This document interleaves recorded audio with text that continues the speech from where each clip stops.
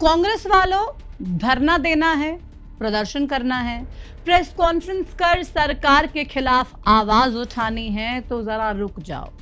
अरे भाई, इतनी भी जल्दी क्या है?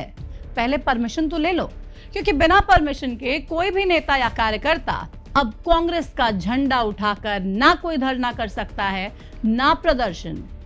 और गजब की बात तो यह है कि ये आदेश ना सरकार के हैं और ना ही प्रशासन के। ये फरमान तो खुद पार्टी के प्रदेश प्रभारी बीके हरिप्रसाद ने जारी किया है। जैसे ही ये लेटर सामने आया, वैसे ही एक नई सियासी चर्चा शुरू हो गई। इतना ही नहीं, कांग्रेस के वरिष्ठ नेता ही इस फैसले पर सवाल उठा रहे हैं। ऐसे में सीधा सवाल तो यही है कि कांग्रेस को आखिर अपने नेताओं के लिए ये नए नियम क्यों बनाने पड़ गए?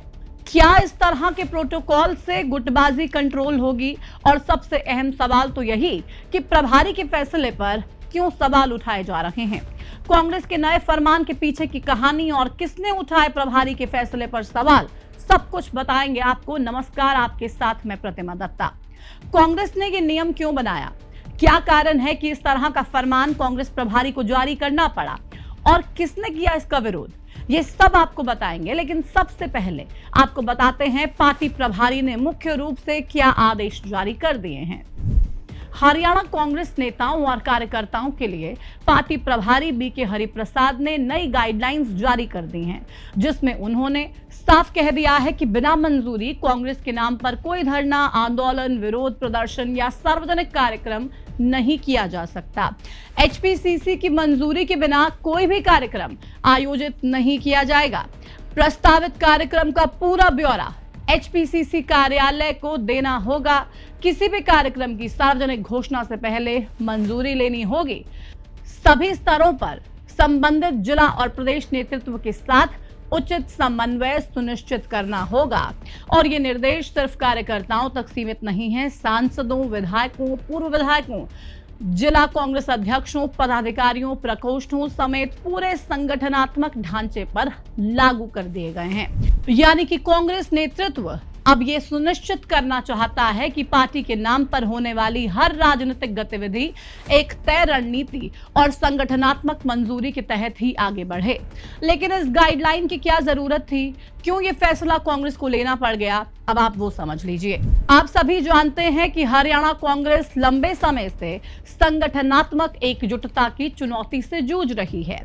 नेता अपने अपने कार्यक्रम कर रहे हैं, उनके अपने संदेश पार्टी की लाइन से कई बार अलग ही तस्वीर पेश करते हैं। ऐसे में कांग्रेस नेतृत्व साफ तौर पे ये बता देना चाहता है कि जो पार्टी का आधिकारिक स्टैंड है वो ही ग्राउंड पर तमाम नेता फॉलो करें।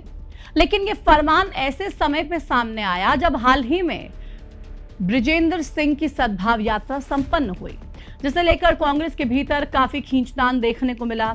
राहुल गांधी भी आकर इस यात्रा को कांग्रेस की यात्रा घोषित कर गए, लेकिन हुड्डा खेमे के नेता इस यात्रा से अंत तक दूरी बनाते हुए नजर आए। और दिलचस्प बात यह है कि हुड्डा गुट, शैलजा गुट, सुरजेवाला गुट और चौधरी बीरेंद्र गुट के अलावा अब कुलदीप वत्स और रावदान सिंह जैसे चेहरे भी अपना अलग ही राग अलापते हुए दिखाई दे रहे हैं। इसी तरह कई क्षेत्रीय नेता भी एक्टिव हो गए हैं। लेकिन यह फैसला प्रभावी हो उससे पहले ही पार्टी प्रभारी के फरमान पर सवाल उठने शुरू हो गए हैं। कांग्रेस के दो सीनियर विधायकों अशोक अरोड़ा और बीबी बत्रा ने इस फैसले पर पुनर्विचार करने की मांग कर दी। बीबी बत्रा ने पत्र की भाषा पर सवाल उठाए, तो वहीं अशोक अरोड़ा ने कहा कि प्रभारी बीके हरिप्रसाद का फैसला सही नहीं है। कई बार छोटे मुद्दों पर भी प्रेस कॉन्फ्रेंस करनी पड़ जाती है। की मंशा जो है वो ऐसा नहीं लगती है। जो सेल्फ स्टाइल अपने बलबूते पे अपने को ज़्यादा करने के लिए जो लोग अपनी कोई जलसा करते हैं या अपनी कुछ करते हैं तो उसके ऊपर ये रिस्ट्रिक्शन लगाने का वो था। पर एक्चुअली उसकी लैंग्वेज को थोड़ा सा हम कहेंगे कि रिव्यू करें कि ये जहाँ पर लोकल इश्यूज़ पे है वहाँ पर परमिशन की बात ना हो या कुछ हो। कोई नहीं, ये बात पार्टी का इंटरनल मामला है, इंटरनल मामले में हम डिस्कस करेंगे उस बात के लिए। देखिए, पार्टी में अनुशासन होना जरूरी है, परंतु कई बार कोई ऐसे इशू होते हैं जो लोकल लेवल पे भी उठाने पड़ते हैं। तो मेरा मानना है कि इस पे दोबारा विचार करना चाहिए। पार्टी में अनुशासन रही तो ठीक है, परंतु कई लोकल इशू में हमने अर्जेंट में प्रेस कॉन्फ्रेंस करनी पड़ जाती है, कोई अर्जेंट प्रदर्शन एमएलए को अपने हल्के में करना पड़ जाता है। तो मुझे लगता है कि कहीं ना कहीं वो कोई इसमें गलत सा स्टेप है और उसको सही करना चाहिए। ऐसे में अब बड़ा सवाल यही है, जिस तरह से अब इस फैसले का विरोध किया जा रहा है, क्या प्रभारी बीके हरिप्रसाद अपने फैसले पर फिर से विचार करेंगे? और अगर नहीं, तो जब फैसला सर्वमान्य है ही नहीं, तो गुटबाजी पर लगाम कैसे लगेगी? आप इस पूरे फैसले को कैसे देखते हैं? इस नए फरमान से गुटबाजी बढ़ेगी, कम होगी, क्या होगा? कांग्रेस का भविष्य क्या नजर आ रहा है? कॉमेंट सेक्शन में जुड़िए, अपनी राय साझा कीजिए। फिलहाल इस वीडियो में इतना ही, मुझे दीजिए इजाजत, नमस्कार।